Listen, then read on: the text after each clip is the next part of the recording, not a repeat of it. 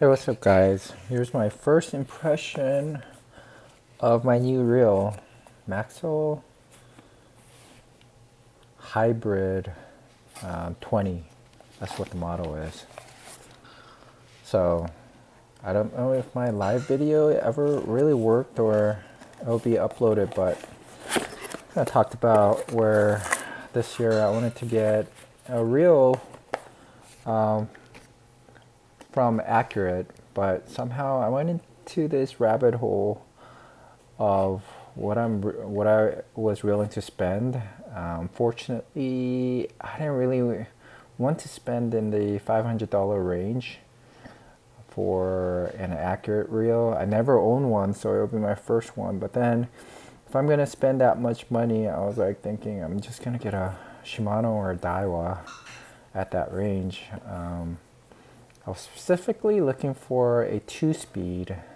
If you own one, tell me, especially if you own both Shimano, like an LD or Saltiga 2-speed, whether or not, how it compares to Accurate. But anyways, I wound up getting a jigging reel, another jigging reel, but it's an hybrid. And apparently this is supposed to be more of a competition to like a Daiwa Saltiga or Osea jigger reel, but much cheaper. I know just a year ago or two, this would have cost like $279 or around $299. Now it's like $370, but I was able to get one from Fisherman's Source for $329, I think.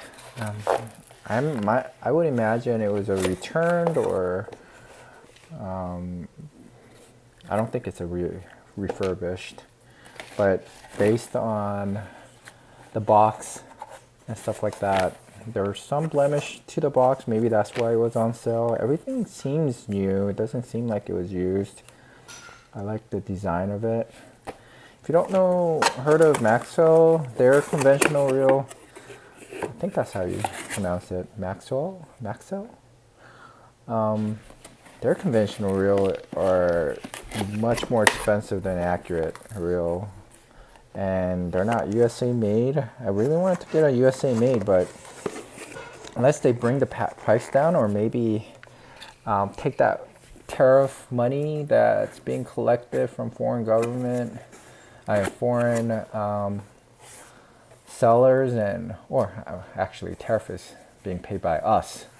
A tariff that we're getting taxed with, and maybe turn that around and subsidize Accurate or Avid and bring that price down by 15 to 50% or 200% or whatever tariff we're paying. I would definitely buy the US made, but quality wise, I can't really say again, but if I were going to pay like $500-600, I would most definitely not pay a Maxwell. I'll probably maybe consider Accurate, but most likely go with a Daiwa or a Shimano. Again, I can't say much about Accurate, but what I've heard is that in comparison for some of the reels, like lever drag and things like that, again, Daiwa or Shimano are smoother, and just finish wise it's a little bit better.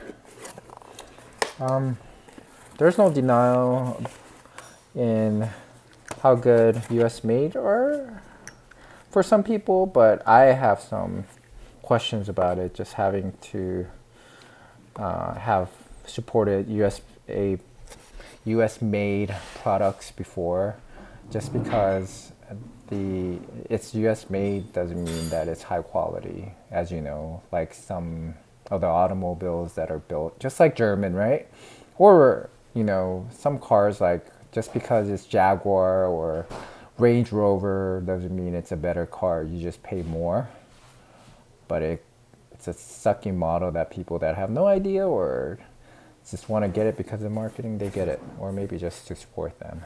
Anyways, I do own an Avid because they do have a pretty good price. Accurate, it's way overpriced, I think, for what you're getting.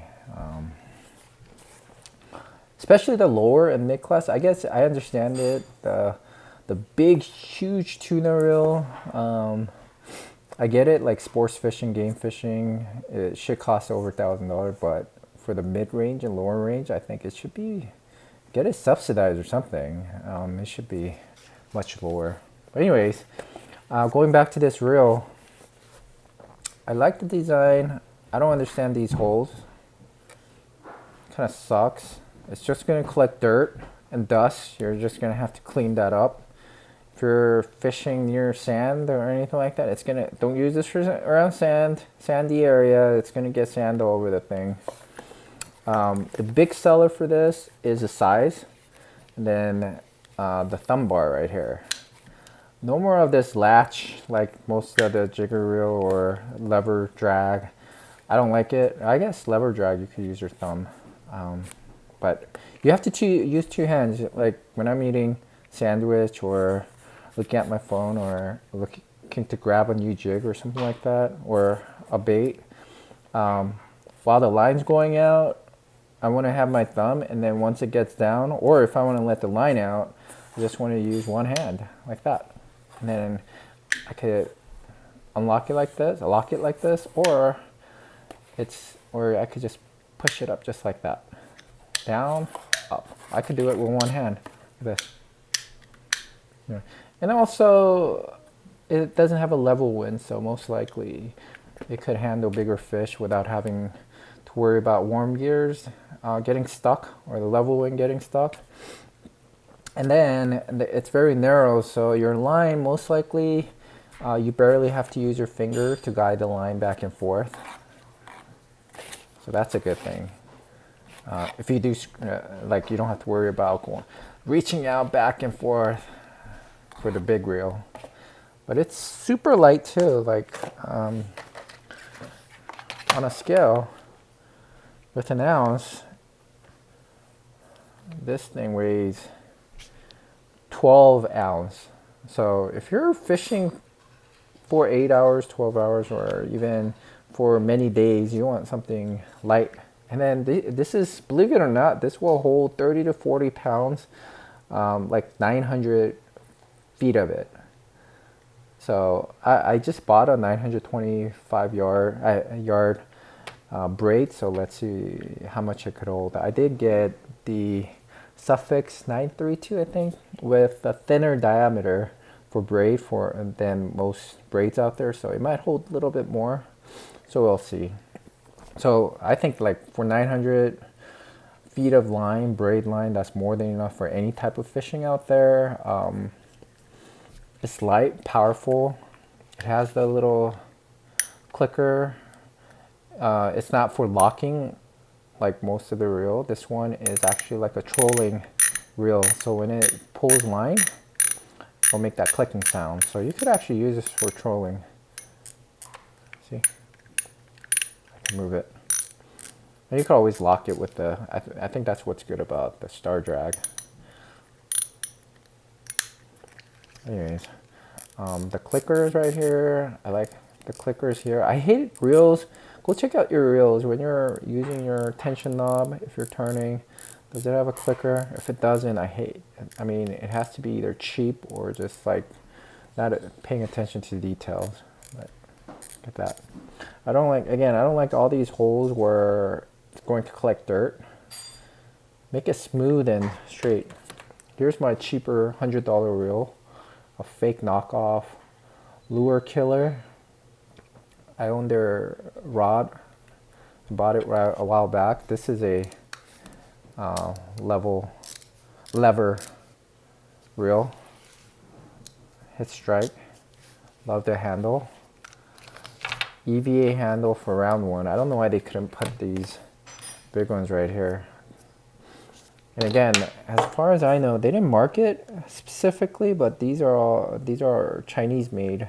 So this one I got it for that price. I would not pay for the conventional.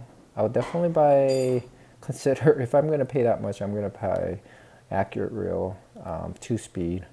Maxel, it's a 10-year-old, 13-year-old. No, is it 10 or 20 years? Maybe this 10th anniversary. I think this came out like 2009. So I know it's at least like 13 to 15 years old. This does come with a case, hybrid case, if it means anything. Comes with these tools. And I bought it locally from Fisherman's Source in New Jersey, and I guess they have like a partnership with, they're like an authorized seller. I know they have a shop or an office in New Jersey or New York or something like that, Maxel, if you haven't used it. Pretty good. So far, first impression is great. I can't wait to use it on my next fishing reel. Light enough for my girls to use it as well once they're older and they know how to guide the lines. And all these little designs, extra details, it's kind of cool. Again, my only complaint is, and then they don't use regular screwdriver, so that's also a plus, like the high-end reels. So, yeah. I like it a lot. What else was I thinking of? Yeah, I one of the reasons I didn't want to pay, my buddy bought a 2-speed Accurate, and I was really looking forward to getting another one, but I was like, I'm just gonna get a rod and a reel pair with that money and save it for the later. I missed out on the holiday sale. I think they had it like below 500, it's like 470 something. But again, to be honest, if I want to take a risk, I don't want to buy it and use it and return it because I don't like it. Avid that I have, I bought it for like 320. I have and I don't really like it, and I didn't want to really return it for that reason. I committed to it, so I kept it, but I'm probably not going to buy another Avid just because it's a little bit clunky, I guess. It's not smooth. I think when you're fishing, especially when you're reeling in, over 300 feet of water, feet in depth over a fish, you want something smooth and easy. Right?